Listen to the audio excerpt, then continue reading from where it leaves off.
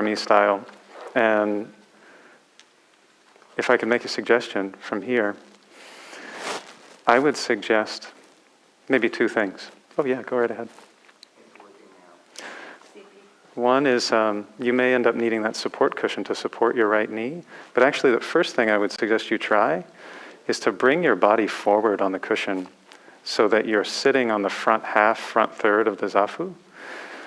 If your right leg's falling asleep, it may mean that some circulation's getting cut off here. Yeah, because if I lean back far enough, I can feel the blood just... Yeah, then I think what you need to do is experiment with a way to sit that's going to free that vein, that artery, so it can flow, and it may be, like tiny adjustments will be enough. And this would be for... If that didn't work, or if your knee is floating, which now that you've moved forward, it seems to be down, the wedge would be to put underneath the knee. You don't need it though. Yeah, it doesn't seem you need it. And then what I have noticed helps, and I know you mentioned this last week that it's probably not so good, but if I just go like that. Sure. What effect does that have for you?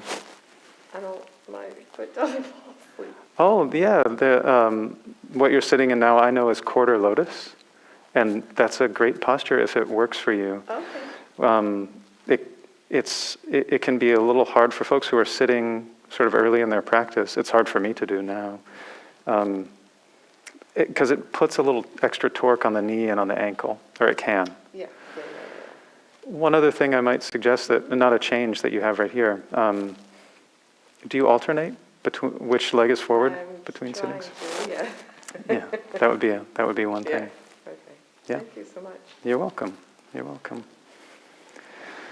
Yeah, so this is a time for questions and comments about the practice as we were talking about it last week.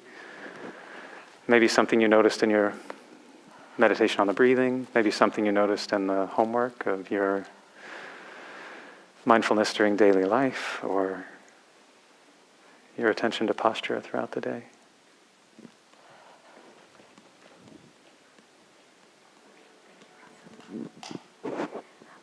Hello, good evening, Kodo and Tanya. Hi. I really liked what you said about setting an intention first, or sometimes like prior to the 20-minute sit. At least for me, it was 2 10-minute sessions from the Calm app that I kind of was following. Nice. So I was just like, okay, let me at least focus on the breath, or something. Focus on the breath, and then after the session, I reflected on how it went, and it was pretty good. And I think doing the 20-minute meditations, mostly guided, has been very helpful for me. I did try to do a 10-minute meditation without anything, and it was kind of difficult, just for focus and stuff. Thank you. That's great. I usually tell people, 20 minutes is the goal. If you can't do 20, do 15. If you can't do 15, do 10. If you can't do 10, do 5. If you can't do 10, do 2. So, and breaking it up, if you need to break it up, works. So, good for you. And maybe if 10 minutes was too long to do without guided, try 5 unguided. And if that's too long, back it up. But find how long you can do an unguided for. And practice every time, maybe either before, maybe experimenting before you do your guided sits or after. Try practicing with wherever you're at, whatever makes sense to work on the breath or the body is this week. To build up your capacity, bit by bit. Yeah, I might try 5-minute unguided. Yeah. Great. Great. So when we're talking into the microphone, we want everyone in YouTube to hear you, and everybody on the recordings who listen for posterity's sake. And so speaking into the mic is great. Thank you. Anyone else have any reflections from their practice or questions? Or if someone from YouTube has any comment or question, we can address that too.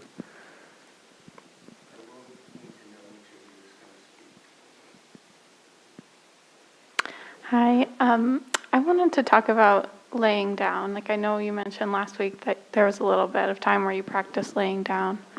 And sometimes I feel like my body just really, really wants to. Mm-hmm. So what are the pros and cons and benefits? Yeah. Sure. Have you had a chance to try it out yet? What, laying down? Uh-huh. No, but last week during class, I was really uncomfortable, but didn't want to lay down, so yeah. Yeah. The maybe talk about the pros and cons, and then we can move in a little bit. The practice of mindfulness, as Tanya was just pointing to, meets us where we are. And that includes all bodies. And sometimes, say, an injured body, for example, is better served lying down than it is sitting up. The downside to lying down meditation is probably exactly what you would imagine. It's easy to fall asleep. Very easy to fall asleep. So a trick or a tool that I learned from Andrea Fela, one of the teachers here, when she does lying down meditation, she does it, say, imagine me flat on the back. She does it with an arm straight up like this. That way, when she falls asleep, she knows it. And it wakes her up. And holding the hand up, or two hands straight up like this, elbows back, it takes just enough energy to keep you up until it doesn't, and then you wake up. So there's always a measure of discernment. If it's sort of everyday variety discomfort that's motivating me to lie down, then I try for a little bit longer to stay up. If it's actually an injury that I'm trying to meet and serve, then I'm more motivated to lie down more quickly. Maybe time for one more, and then we'll go to our next thing.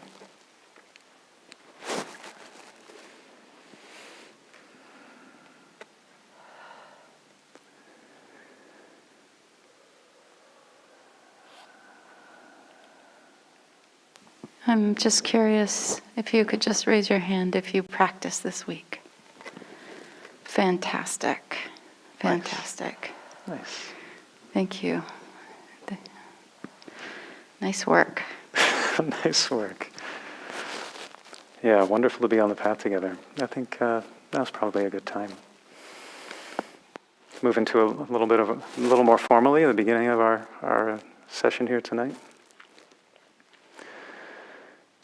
So there's a teaching by Bhikkhu Bodhi, who's a translator, scholar, practitioner. Really good news for all of us. For this path, just two things you need. You need to start, and you need to continue. Last week we started, and today we have continued. So we have everything we need. Everything we need. We started this sequential unfolding of the practices of mindfulness meditation, presenting them in a sequence as we do here. Beginning first with the breath, mindfulness of the breathing, centering ourselves in mindfulness of the breathing. And then we'll continue. Today we'll talk about the body, mindfulness of the body, expanding our awareness to include the body more deliberately in our experience, in our attention. Next week we will continue further, mindfulness with emotions, really important part of human life. Often a sort of challenging or vexing, curious-making part of the practice. How do I practice with emotions? And we'll get into that next week. After mindfulness of emotions, we'll continue into thinking, and then in the 5th week, we will tie it all together. Starting, continuing. Just to review a couple of the key points from last week, this practice of mindfulness has everything to do with the skillful use of attention. Nothing more mysterious than developing our capacity to pay attention in the present moment. There's a way that what we're doing here unifies the mind and the body in the here and now, this present moment experience. If we are daydreaming about, say, dinner tonight or something in our work tomorrow, our body is here. Our body hasn't gone anywhere. It's right here in the present, but our mind has left the premises. Our attention has left the premises for now. So in the practice, we're just practicing again and again, bringing attention back so that the mind and the body can both be here together. Last time, in addition to talking some about attention, we covered some of the key points of posture. Of course, one of the most important points is the alert, upright spine that's well supported.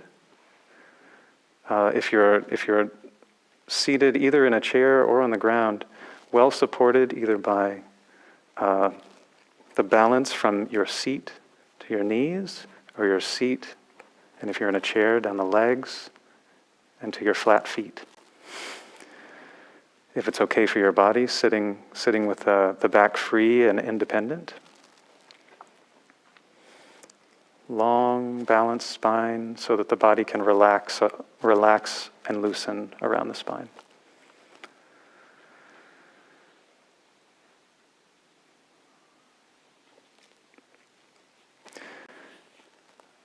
So along with attention and along with posture, it was mindfulness of breathing. Mindfulness of breathing, so important. I love this metaphor of the human being as concentric circles. And the center of the circle we can think of as the breathing. We center ourselves on the breathing. And the other aspects of our life, they're included in the circles, but they're all connected here in the center, grounded here in the center of the breathing. So we think, of course, we think, but have the thinking connected to the breathing.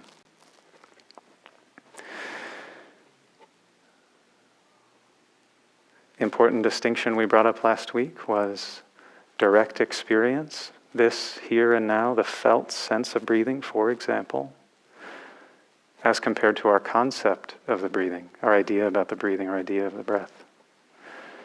Another way, direct experience compared to our interpretations of what's happening, the comments or the layers we add on to the direct experience. And we introduced this traditional tool, this traditional helper, very soft note, very soft label. If that's helpful for you, maybe the in on the in breath, out on the out breath.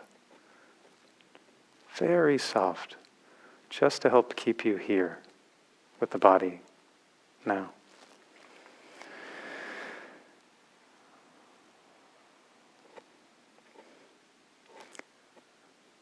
I think maybe just to highlight one more of the important principles we covered. The experience may be pleasant, it may be unpleasant,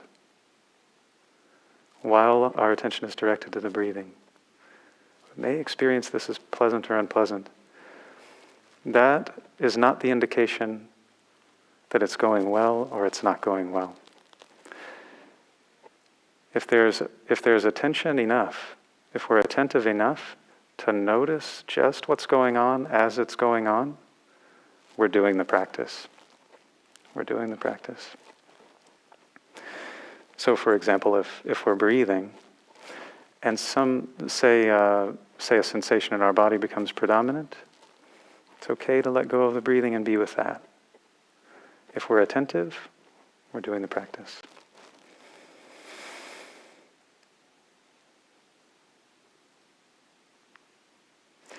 Maybe the last thing I'll say, in this journey we started last week, and that we're continuing over these next several weeks, the trajectory or the arc of this whole thing is that we include more and more of our experience, such that we are learning to be more and more skillful, including everything.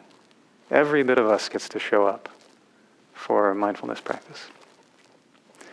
So I think with that, I'll hand it over to you.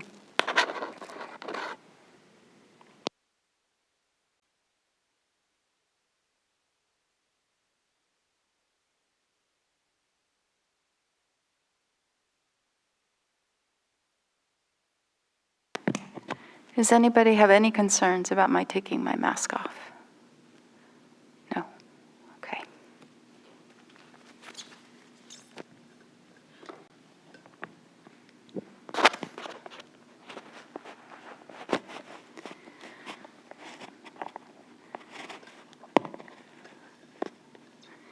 I think it's worth just taking I'm kind of going to repeat some of the things Kodo said, maybe. And some new things. But one of them is I just want to kind of build back on this idea of, last week we started with attending to the breath, and we talked about, we used the word anchor, right? So this idea of a reference point or something that kind of holds us close to the moment, right? Like an anchor would a boat in the water, right? To keep it from drifting too far away. And last week I mentioned something about how the mind it's a weaver, and it weaves all of our experience, all the data that's coming in together, and incorporates past information, probably even anticipatory information.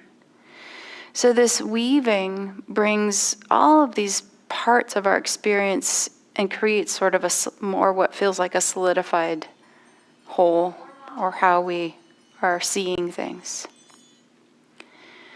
And so what we're helping ourselves do with this practice is to sort of try and pull this apart a little bit, to make ourselves a little bit more connected with the different threads of our experience.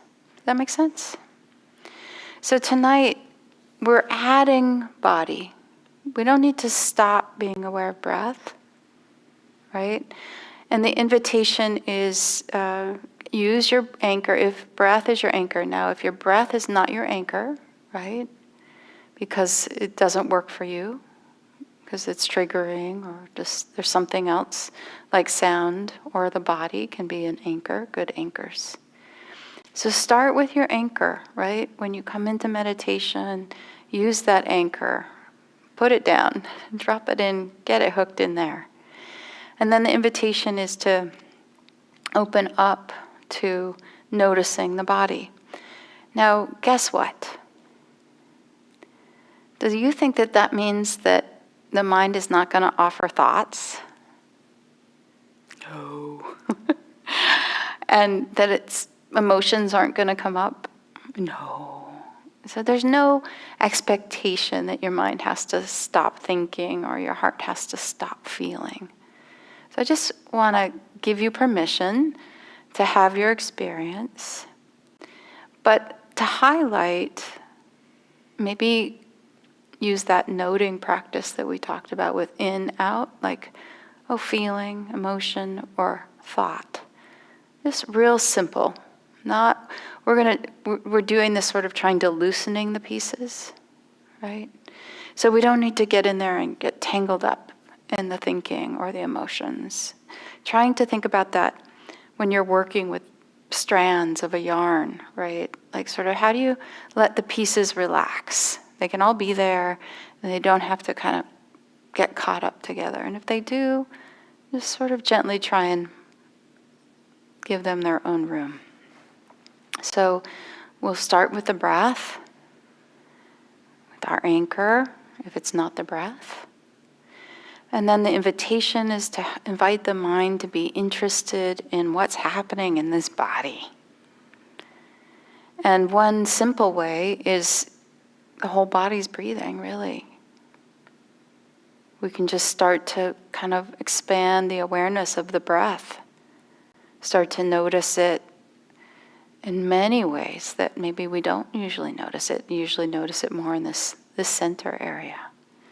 So just sort of trying to create a sense of non-conflict for yourselves, right? With what comes up. And just kind of like, okay, and we're going to try and be a little bit more curious tonight about the body and what's happening in the body.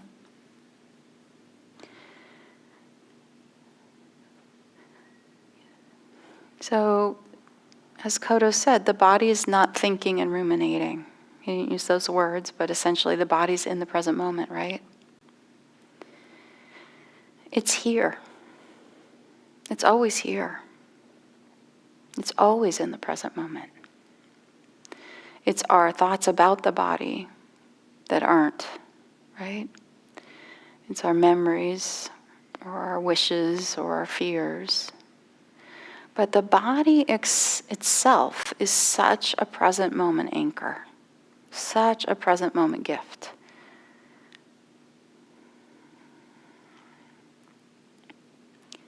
So it's a very supportive, very foundational part of our practice, is mindfulness of the body. It's can be quite delightful to get really centered and connected with our experiences in the body. It can also be difficult if we have pain or other things come up. So I don't mean to say it's going to be all rosy.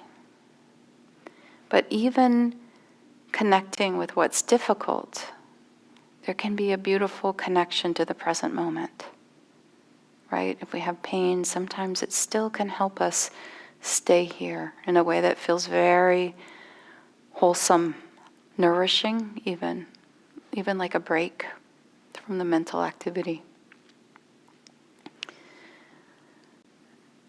If you think about what we're doing, maybe one metaphor would be that by tuning in and feeling the sensations in the body has a language, and the language is sensations.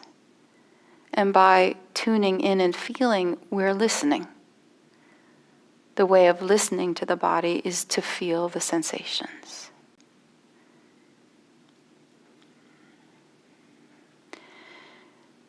So the body doesn't have a narrative. It doesn't ruminate and think. And so maybe a simile or a way to think about this, we're trying to bring a mind that's more simple to the experience of these sensations that are happening in the body. And a simile might be going to a sports bar. People are watching huge monitors with narrators, not narrators, what are they called? The announcers, right? Who are play-by-play talking about what's happening on the screen. People are chatting and commenting, and there's a lot of activity around this TV screen, right? Or the sports that we're watching. And imagine no sound in that environment. No more commentators. The room gets quiet.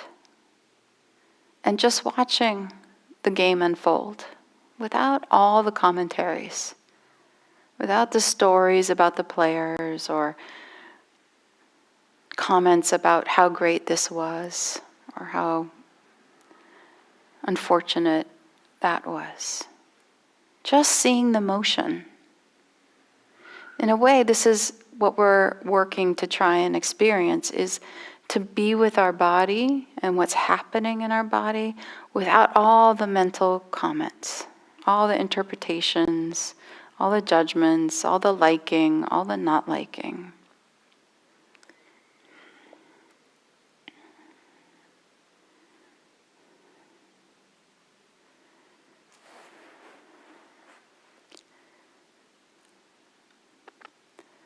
Is that a picture you can imagine?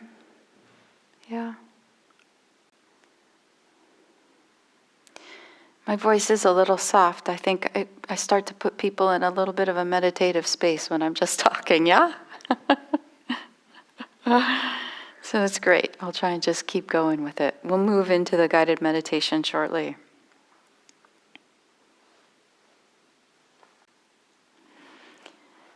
So maybe back to this scene of, or the simile of the quietness. And just sensing into maybe seeing yourself in nature. And the sense of intimacy that one can have with your own experience when we're in a quieter, simpler space. Kind of connecting in this deep listening, which is the receptivity to the feelings and the sensations, the life, really. It's our life energy, our life being expressed through movement, through breath. So we're growing our capacity to be intimate and connected with our present moment experience. It has certainly felt to me like a coming home. It can feel like a coming home. Finding sort of just this familiar, comfortable, centered space. And sometimes it's a coming home to a raucous place too, like going home to a lot of things happening. But it still has that quality of coming home. That sense of really feeling like embodied. Yeah. So another simile is thinking about the body as a gateway to the present moment, to connecting with the present moment. Sometimes it's hard when we're busy in life and our minds are racing. It's hard to find the present moment, hard to feel connected to it. And so the body is a gateway to help us find it. It might be as simple as noticing my heart is pounding. Yeah, and that starts to help us connect more fully, more richly. So in the practice, we want to invite ourselves to be at ease as much as we can, right? And to be curious. Curious about what arises, paying particular interest to the breath and the body sensations. And maybe curious, but in a, "Hey, I see you, sweet little thought. Sit right here," kind of way. So it's not pushing it away, it's not arguing with it. It's not saying you can't be here, but just like, okay, yeah, there's room here too. Come over here and play. And we're applying a gentle but persistent energy to stay present. It's so easy to get carried out to sea by our thinking. So easy. And you will, and that's going to happen. It's not a problem.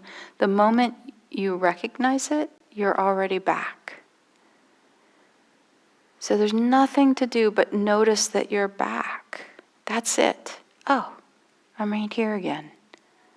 I'm right here, right here. There's nowhere, like sometimes in instructions, you'll hear somebody say, and bring your awareness back to your breathing. I don't think it's necessary to kind of quite go that way. Because what we're doing is cultivating knowing, awareness. Aware, you're aware. Right? As soon as you recognize you were thinking, you're aware. And the awareness is what we want. That's what we're building. That's what we're growing. So we can just, okay, like just hold and sit with the awareness, and then the breath might start to come back into a present awareness or a sensation, right? Just sort of allowing the awareness to start to connect in that way. And just a reminder, gentle reminder to respect your body, respect your edges, right? So not push too hard. If you're ending up in pain, or you think you might be hurting yourself, or you're trying too hard, try and soften up or change your posture. So respect your edges. All right, so let's go ahead and slide more fully into a practice. Taking a moment to find a good posture, supports the spine, its natural lift. Maybe moving forward on the chair, trying that out instead of leaning back, experimenting. You can always move. It's okay to get up and get cushions or things to put. I find it very helpful as well to have something right down near my lower back. Just a little bit of support helps me.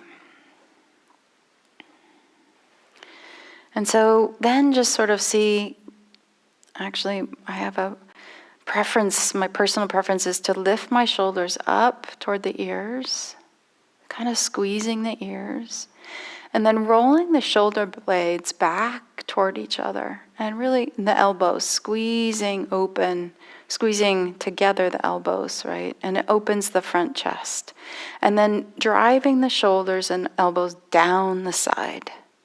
So we've kind of really stretched and opened the front body. And then you can just sort of rest your hands on your legs, one hand on top of the other, thumbs touching, or just palms down on your thighs or palms up. It's all good. And for me, once I do this, I notice the body wants to take a natural big breath. All of a sudden, I've created a little more room in this chest for breath. So just inviting the body to take a few longer, slower, deeper breaths.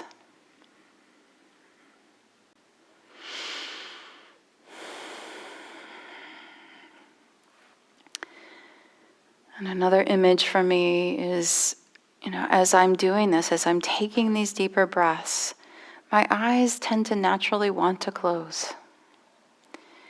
And they don't have to be closed. We can gently gaze a few feet in front of ourselves. But as we settle, it's almost like putting a snow globe down, and all the glitter comes to the floor of the snow globe. And the energy in the body can feel the same way as things come in, come down, come settle, come home.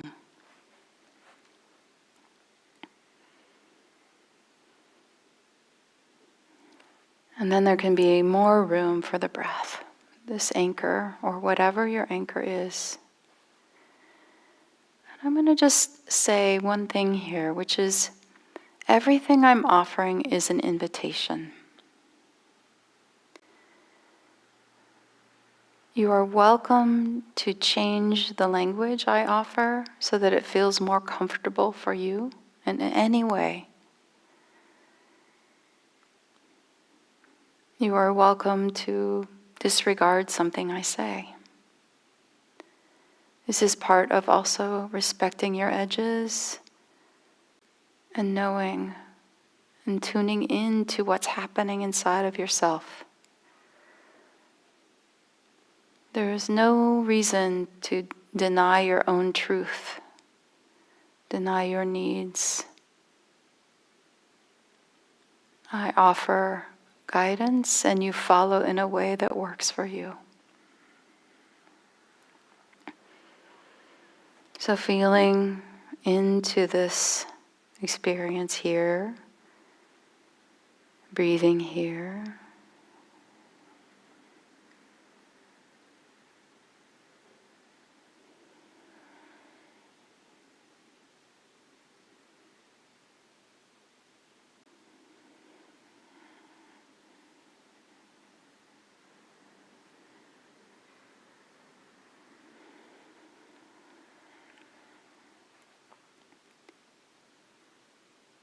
And for purposes of kind of orienting toward the body and paying attention to the language of the body, I'll invite you to pay particular attention to your feet.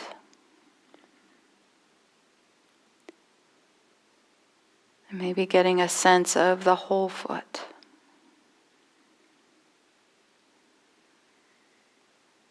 Not creating a picture of the foot in your mind or looking down or touching your foot, but feeling and sensing the feet from inside the body.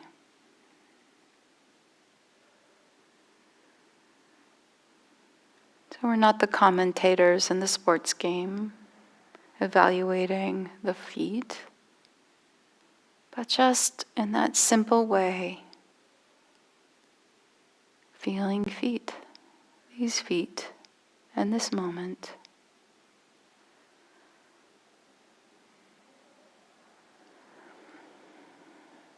And so what is the language of these feet? Sensations that might be like tingling or vibrating, buzzing, pressure, temperature.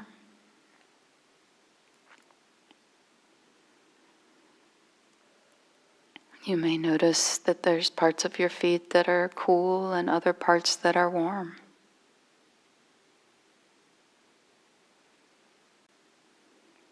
You may notice there's parts of your feet that feel hard and others that feel soft.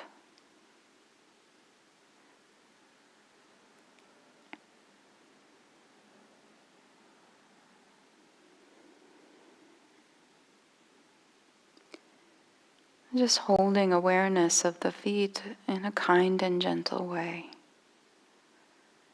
Whatever you're feeling and sensing is okay, even if it's uncomfortable.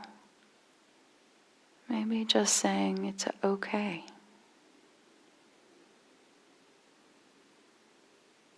Just being present for whatever is being experienced.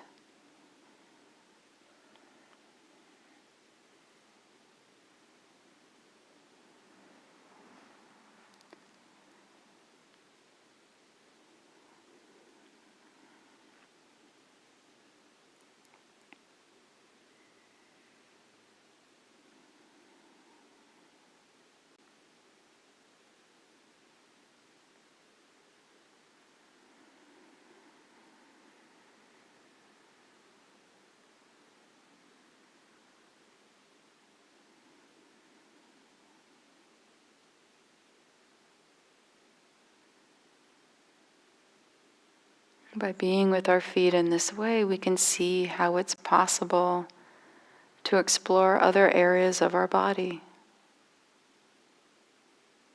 How we might be able to feel into the body with curiosity and sensitivity to whatever's present.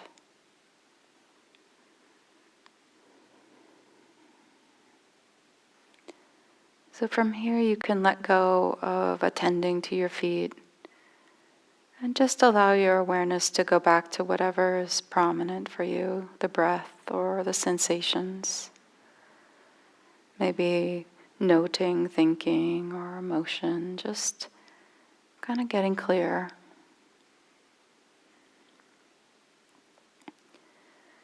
And seeing if you can't find your anchor, feel into your anchor in the middle of it. Bringing the same curiosity to whatever you're sensing now.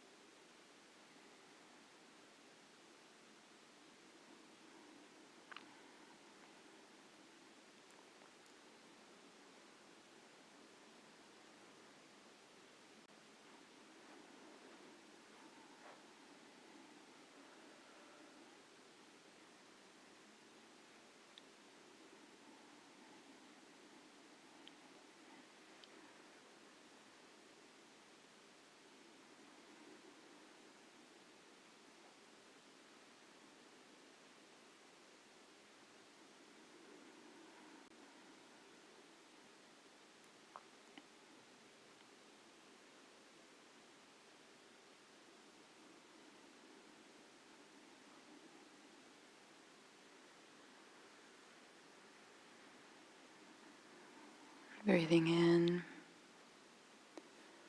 and breathing out.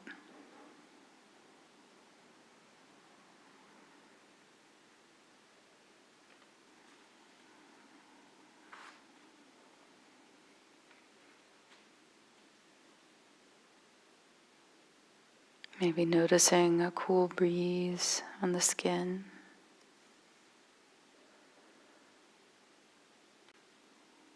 Or other sensation that calls your awareness to it.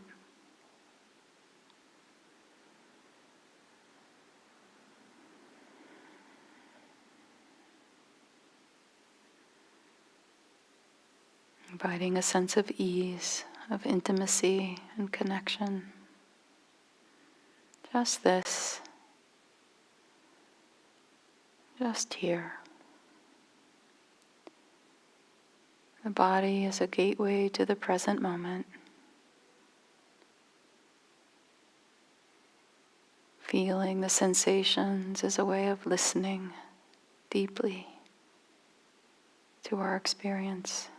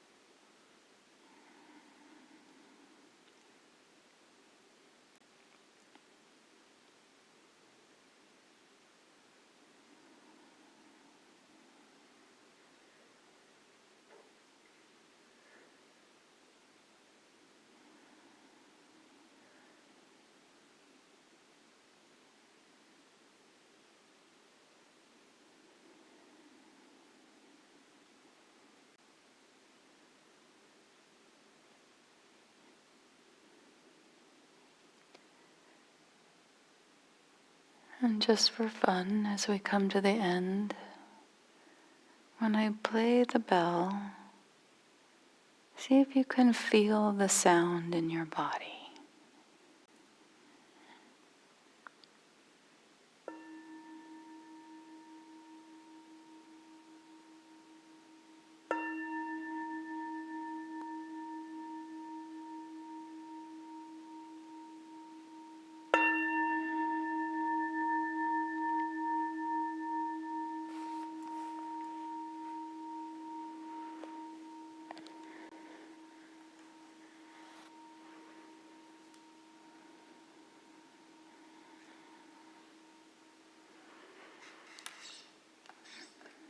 Just noticing what you're aware of now. Staying close to your experience, and we'll open this up for some comments, reflections, and questions, and including from YouTube if anyone has anything. Richard will check the chat in a minute. And a reminder to use the microphone.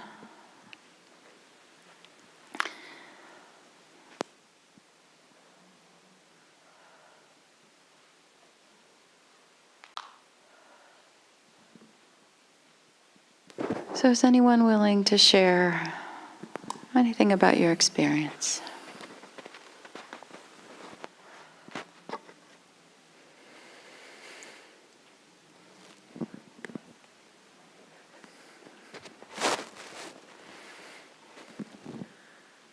I was able to feel my feet being warm.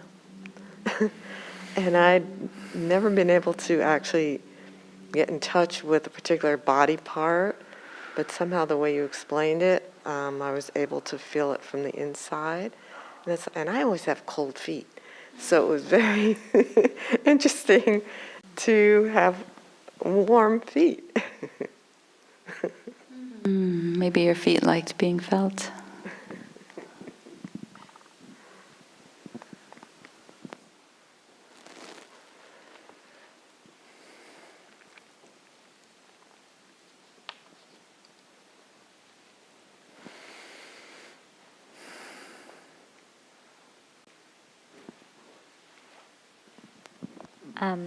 So I felt, well, my mind was wandering quite a bit, and I had to call it back a few times. So there's that.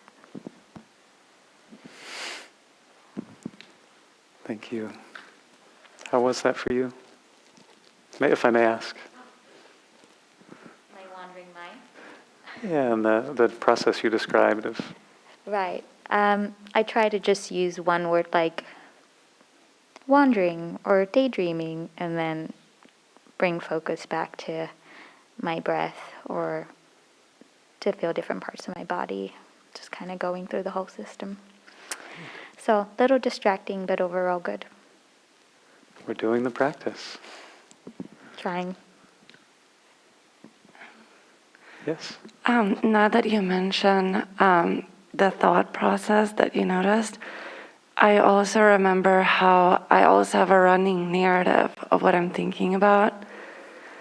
It's like right now I'm thinking about my feet, now I'm thinking about something on my hand. So, yeah. Would you like to make a comment, or should I? Go ahead. Sure. Now I'm thinking about my feet, now I'm thinking about my hands. It sounds like the thinking was helping you to stay present. That's one of the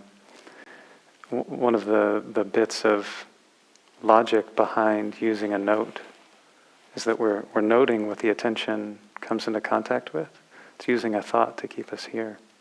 Skillful use of the mind that can stay active. And then it is possible over time the body will settle down, breathing will settle down, and the thinking will, for a time, maybe slow its tempo. But we'll see. Thanks.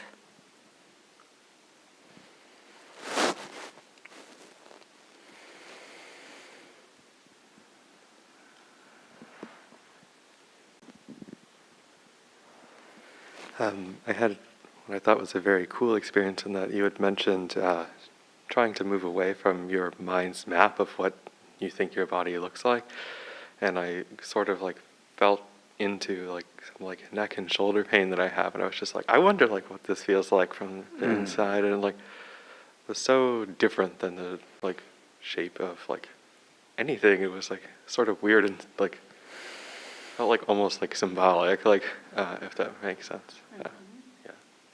But I just thought that was cool. Thank you.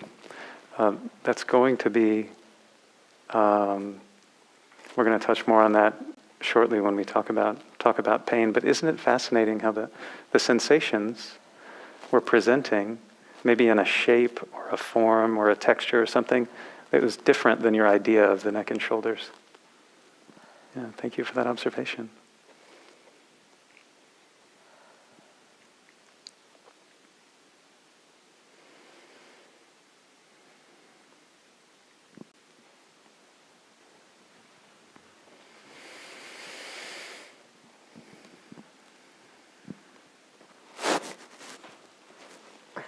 Okay, so I have a question that's kind of difficult, and I hesitate to ask it.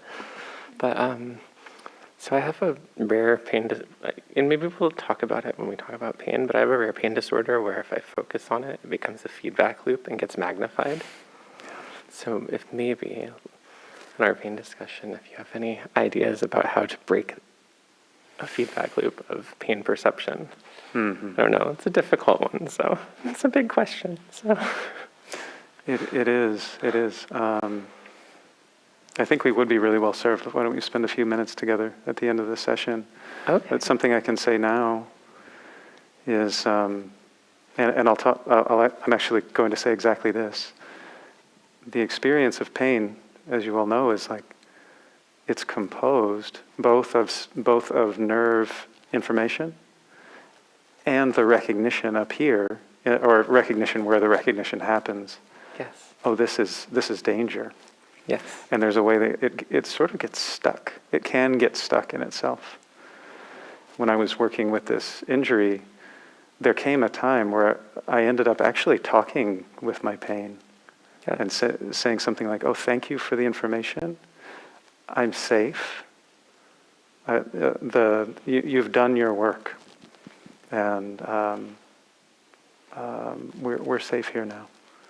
And actually having that conversation sort of metaphorically let the pain know it had done its job, and somehow, for me, helped undermine the loop.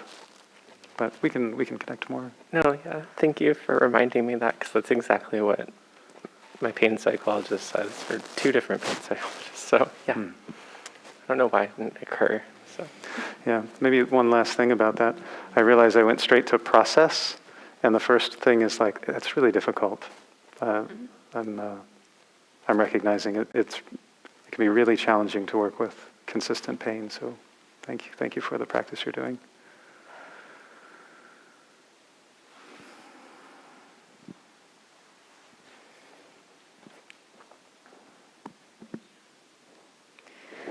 So I have a chronic illness, and fatigue is a significant part of that.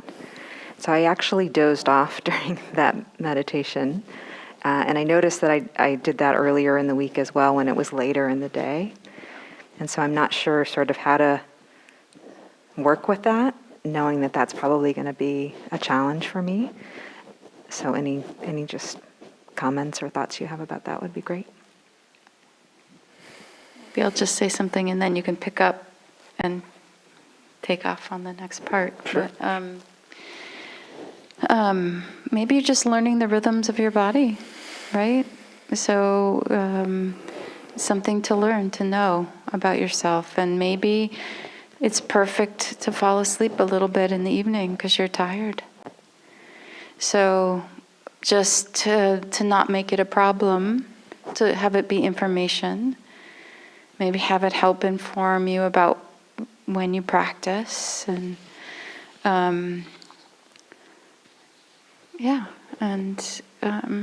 it's great. You know you fell asleep, and hopefully you got a little rest. I did. Good. Yeah. maybe I'll add this briefly and then segue into our next section. Gil will often mention at the beginning of a meditation retreat how a great many of us are perhaps sleep deprived and maybe could benefit from an early night's rest. And a secret of the first night of a meditation retreat is we always go to bed early. And then the other thing is that someone who's close to me has made it a practice of being like very acutely mindful of the state of sleepiness, and has discovered all sorts of interesting things, like where it's living in the body and how it moves and functions. So just to say that too can be part of it. That too can be part of the practice. Great.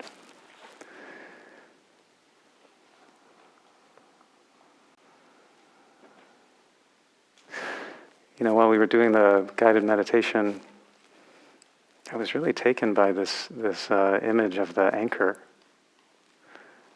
And because we live so close to the bay, I was thinking, I actually saw in my mind's eye, I don't know how many of you had this happen, an anchor in the ocean. And I was seeing the sort of sway of the seaweed and imagining the little sea life floating along, the temperature of the currents, the different aspects. And I was thinking how all of those parts of the sea are right there with the anchor. They didn't disappear. So our whole life, in the same way, is right here with the anchor, whatever it is. The body is right here with the breathing. The emotions that are right here with the breathing, our states, our thoughts. And as we're bit by bit practicing with one aspect of our experience and then widening, practicing with the breathing, widening to the body, widening to emotions, thinking, learning to include more and more. So for now, keep it simple. Our practice is with the breathing, our practice is with the body, sensations of the body. I appreciated how the attention can be both directed, as it was when we were feeling into our feet. We can direct the attention to the body to really feel into, sense into, from the inside out, what's going on in a part of the body. It can also be a receptive attention that maybe takes in the whole body globally. It can also be a mix of the body and the breath. Let's say our anchor is the breathing.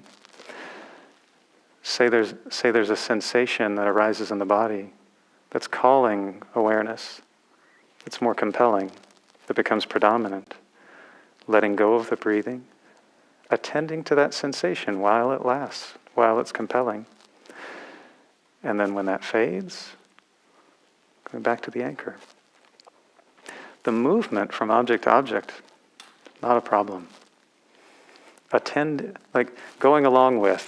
in the sense of going along with the attention. We're still doing the practice, whatever the experience is. I think for many of us, and especially I think in the beginning months and years of practice, there can be a lot of discomfort in the seated posture or in the whatever meditation posture you use. So you may be experiencing sensations that are predominant. Those too get to be included. And there's a way that whatever needs to be experienced will come up for you in the course of meditation. I have a faith that we can trust that. So the fact that a discomfort has come up, not a problem. Not a problem. How to engage with that in a way that's caring and gentle and clear. So the discomfort can take any number of forms and sort of be part of a spectrum. Discomfort can be very mild, it can be very intense. It can come up in the form of agitation. It can come up in the form of pain.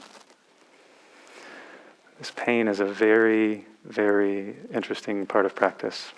I think for all of us it comes up sooner or later.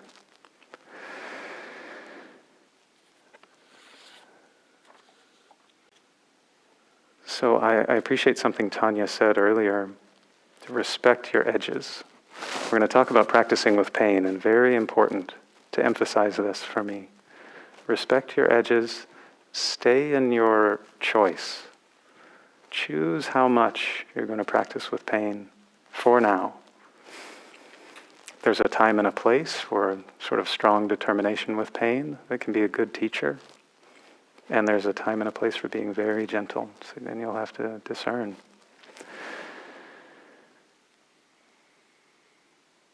To bring in another image, I did something, but right before the session, I did something I haven't done in a really long time. I was sitting out here on the bench. I was enjoying the trees, the breeze in the trees, and I looked up at the sky and I watched a cloud. Just watched a cloud. Who knew? Who would think? And I was watching its shape, just slowly drifting, slowly changing. Some of it kind of fading away. Yeah, it was so relaxing just to be there and watch the cloud. And it occurred to me, this is perfect. This is the perfect Dharma this is the perfect teaching for talking about pain. Clouds, just like pain, they're composites. Pain is not one thing. An experience of pain is not made up of one condition. It's not just a lump. It's interesting, though, because our perception says, if we hold pain at a distance, it's like, oh, that pain is solid, it's one thing, it's over there. It's pain. But really interesting, just like the cloud, actually a cloud is made up of some sort of particle, it's made up of a sort of mist in the sky that's condensed around these things, the right temperature. Things have to be just so, and they're always changing. And the same with pain. It's always changing. And if we get close to, in the same way we're practicing with our feet earlier, if we get close to, if we get into, we feel pain intimately, maybe say at an appropriate distance, if it's too much, there's a way that it reveals itself. There's a way that the threads that make up pain start to loosen and tease apart. It might be that what we think of as pain, what we think of as one pain, if we get close to it, it might be that it's a combination of, say, pressure and heat, and maybe a little bit of tingling. Or this particular pain might have a feeling of twisting involved in it. It could be any number of things. But the very same curiosity that we bring to sensation and bring to breathing, we bring to pain, and it can reveal itself. What's very interesting about this is that as we tease it apart, you might notice this, any given sensation, pain included, when we tease it apart, it has a tendency to start breaking up. It might reassert itself very quickly, but then it breaks up, or changes. One of the things that keeps pain maybe seeming unitary is the interpretations. It's the things that aren't actually physical sensation, but are other parts of our being, kind of like the glue. So say, I feel a sensation that's unpleasant in my hip while I'm sitting. The thought, oh, that shouldn't be there. I think this means that I'm not going to be able to walk. Pretty soon I'm like 3-4 steps down the line from the physical sensation in a narrative. So just the same way we were talking about the difference between the game and the commentary, there's a way of relating to pain that's similar, where we can experience pain as the physical sensation. And notice also What's added? What's the commentary? What's the interpretation? And that can support this teasing apart process. I can say it as that practice starts to develop and pain starts to reveal itself, there's a way that actually you can be there with pain, totally with pain, and be independent of it. And actually totally unexpected, maybe even relaxed some of the time. The big qualifier with all this, so I'm sort of talking about pain in a general way. Working with our own pain, it's particular. We can use some of these same strategies, but they're, we never want to like exacerbate our injuries with this good Dharma mindfulness advice. Please take very good care of yourselves and follow your wisdom. Follow your wisdom. The practice we introduced of maybe offering a note can help us to tease apart what it is that's making up an experience of pain. Can actually let the mind register and recognize, oh, this is a comment. Pain, heat, vibration, comment. Oh, fear, there's emotion. Anyway, that can help with this parsing process.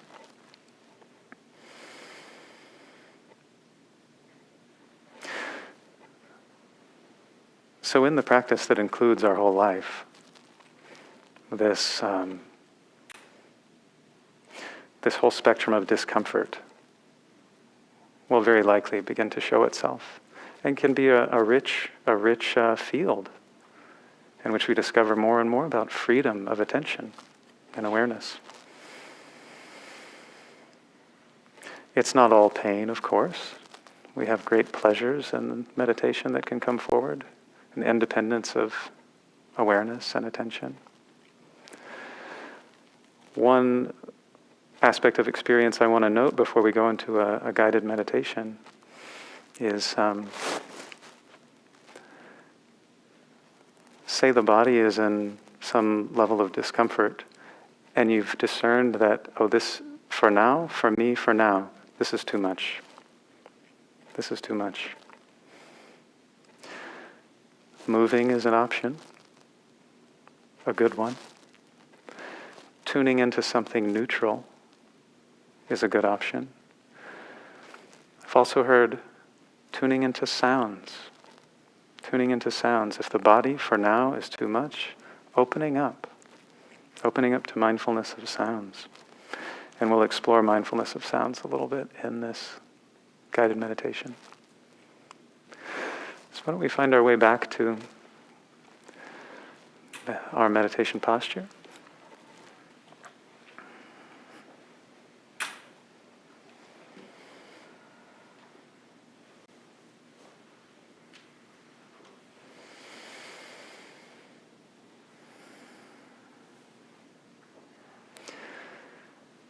Feeling the steadiness, the sensations of an upright, balanced body. Maybe even renewing the shoulder roll that we did earlier. The spine both alert and relaxed. The chest open. Belly relaxed.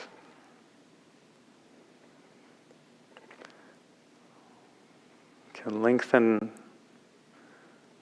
invite a little space in the top vertebrae with the top of the spine and the neck. You may find that tucks your chin just gently.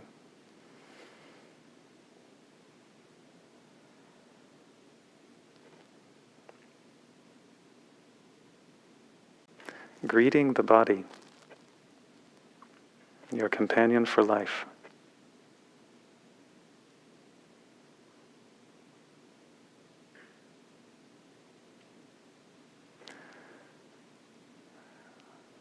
And connecting again with your anchor. be that sounds or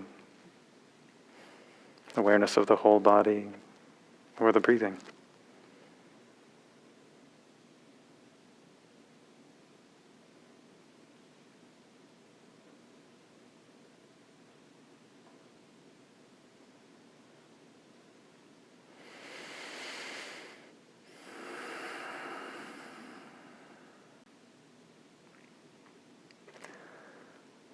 Allowing a soft breath to be a soft breath and a full breath to be a full breath.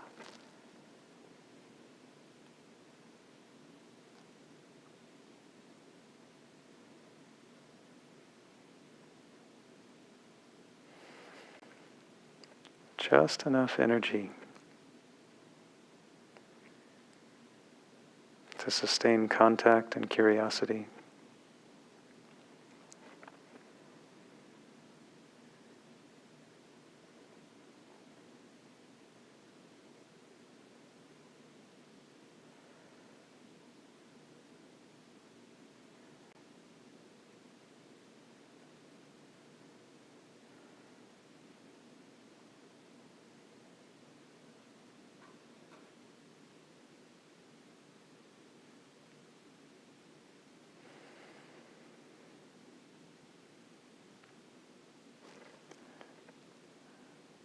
And for the sake of an exercise,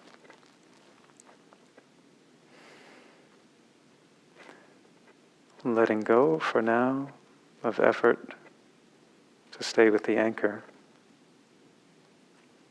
opening up to the sphere of sounds.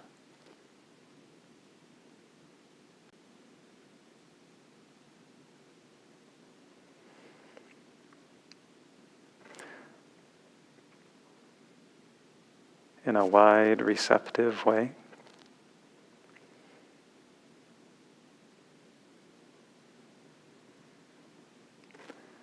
Receiving the sounds as they come in,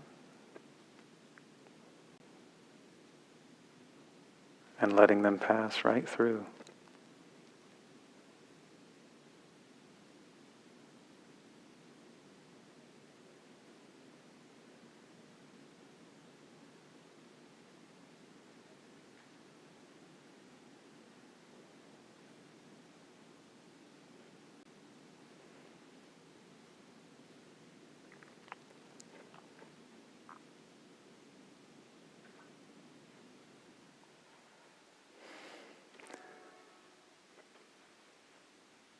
If the sound sparks a thought, sparks a comment,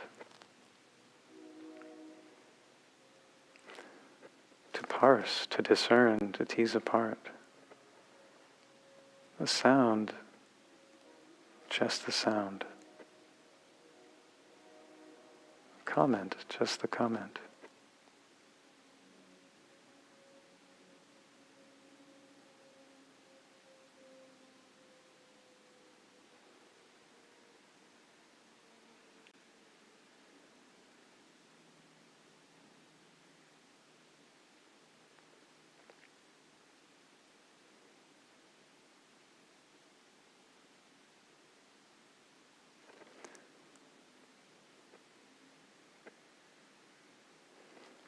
Relating to sound in this way, pleasant or unpleasant, the sound does not request a response.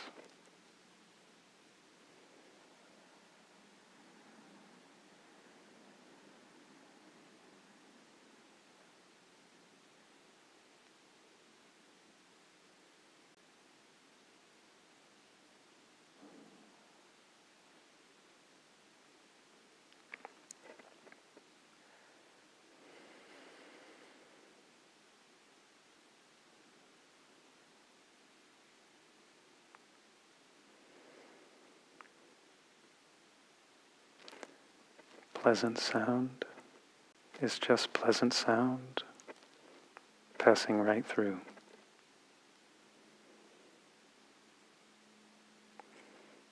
Unpleasant sound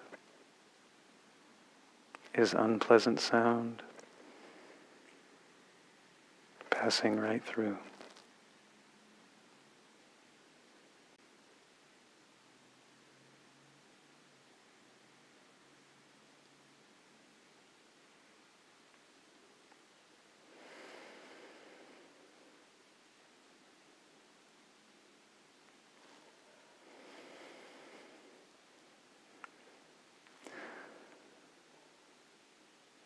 again as I ring the bell.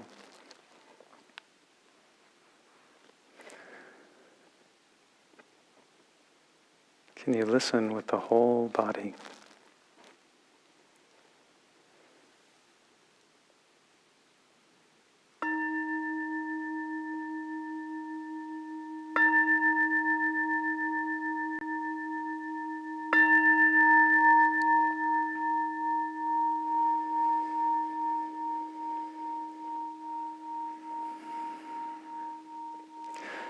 And when you're ready, you can open your eyes.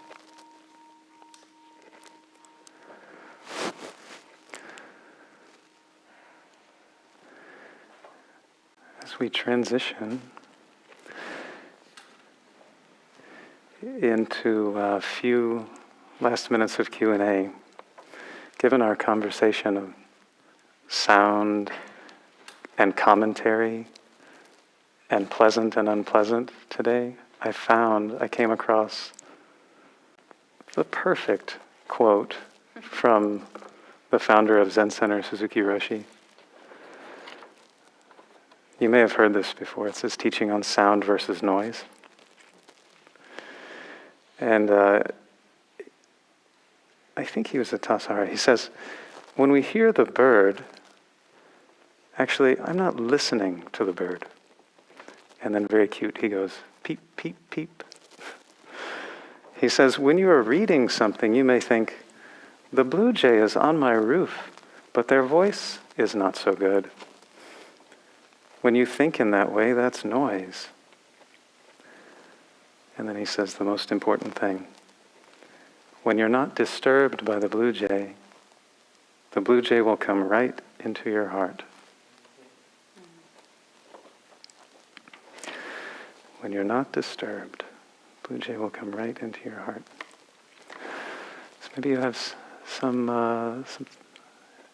you'd like to share or some question.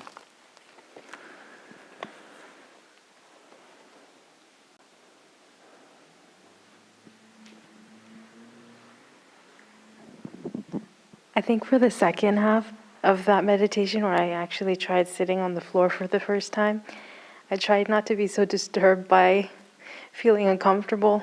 And then I felt comfortable. It was really strange. I was just like, oh wow, I'm not trying to move. I was just, and I wanted to hold on to that. But I'm like, wait, if I hold on to I'm going to get attached to it. So I kind of just let it be. And I'm like, wow, it was really cool. So yeah, it was nice. Thank you. Wonderful. Thank you. Thank you for sharing. I love that you tried it out and had that experience, or had an experience. That's a great example of losing the commentator, right? Like, we add so much to our experience with our comments and reactions. So it's like turning that TV volume off, nice work.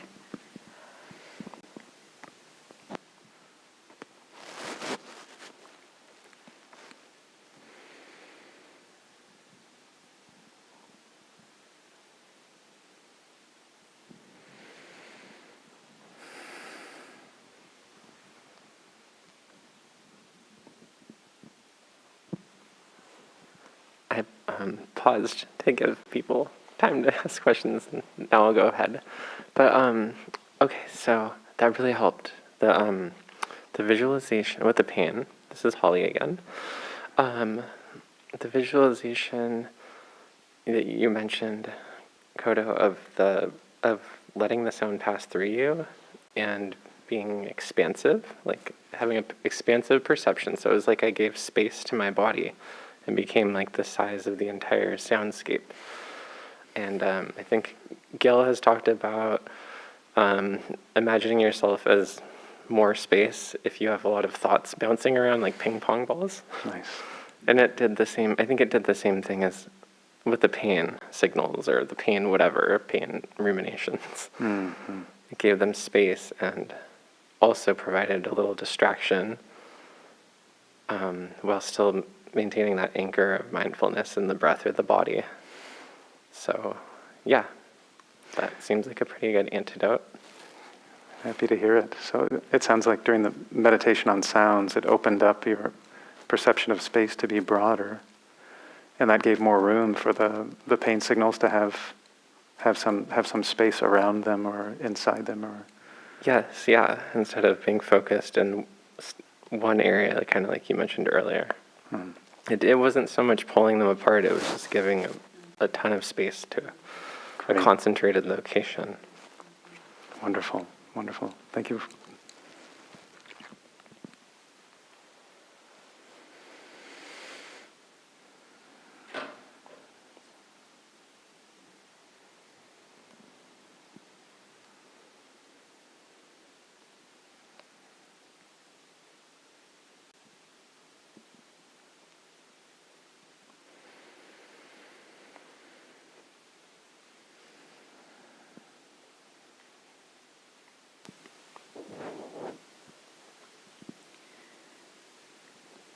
Anyone?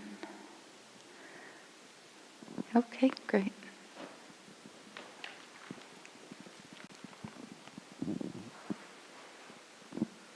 I was just wondering if there's a way to be like entirely like with sound in the absence of kind of like associations and emotional charge that comes with it, because unfortunately I got a lot of emotional charge. So yeah, I find that I can fall into a place where I'm thinking about the feelings that come with specific sounds, and that feels counterproductive. Want to go ahead? Sure. I like actually sound meditation. Great. I like it a lot. And one of the key things that helps me is not to be imagining what's making the sound. Because then I start to create a lot of mental fabrications and stories. And I like to see if I can feel, because I really sense the vibrations of sound, like there's a car moving, and you can feel, oh, it's shifting where you feel it in your body. So receiving, that's another word I like, is receive the sound. We don't need to go out and find the sound. It comes to us. So more of a receptivity. And, if you have particular associations with particular sounds that are very strong, it takes a long time, right? So it may be that there are certain kinds of sounds or things that are triggering that have a lot of impact for you. And so knowing that and then bringing compassion maybe to that. Is that helpful? Yeah. You want to add anything? I was thinking if, say, the breathing is generally a more useful anchor, for example, if that is true for you, and you're exploring the world of sounds, one way to do it would be to ground yourself in your anchor, and then decide, okay, now I'm going to open up to this thing that I know is a little more stimulating for me, and let's just see what happens. Let's see what happens, and let's do that for however long, a few minutes if you want, and then come back and settle. And that sort of back and forth, so you can have your meditative resources about you. And then again, if say meditation on sounds encourages a response, to note that response, to be attentive to it. You're doing the practice. Thank you. Okay, so we're about ending. So I'm just going to, if you didn't pick up a handout, they're on the stage as you come in over by Nancy. Thank you, Nancy. And so the homework for this week is to continue to practice 20 minutes a day. Can't do 20, do 15. Can't do 15, do 10. Can't do 10, do 5, right? And break it up maybe so you get your full 20 if it's possible. There's an invitation to take 2 hours during the week to do a devoted mindfulness of your body practice in daily life. So, yoga, swimming, going for a walk, those are all easy places to kind of practice for a sustained period. For more broken up, one of the nice things one of the practices I grew for a while was every time I got up to walk somewhere, practicing mindfulness of the body, moving. So that's a nice way to build in something into the daily life, is every time you get up and walk somewhere, it's practice. We're talking about the body, so we've talked about sensations, and then we just added sounds because the body does hear. The body also tastes and smells. So this week you're invited to have a mindful meal, to spend a whole meal or start a whole meal as mindfully as you can. It can be very fun to do eating meditation, like sometimes a raisin or an orange, so smaller bits like that, but really taking time, smell it before you taste it, listen to it. Notice that you start to salivate. There's so many things. You can feel your body wanting to swallow. There's just so much to notice. So you might do a smaller eating experiment with a little piece of fruit or something like that. And then see if you can, how much of a meal you can pay attention to. You can try putting your fork or spoon down between bites. That can help. Then you're really aware before you pick it up again. Wait till you're swallowed, So, but one meal, have fun with it, see what you can notice. And the fourth invitation for this week is to be curious about the things that take you away, that distract you. There's a lot of information there, particular thoughts or reactions or fantasies or, just be curious. What is it that kidnaps my awareness? What kidnaps me? What happens? Just noting it and paying particular attention, being curious about it. So, thank you so much for being here and your practice. And if you have questions afterwards, we'll be here. And hopefully we'll see you next week. Thank you. Thanks so much.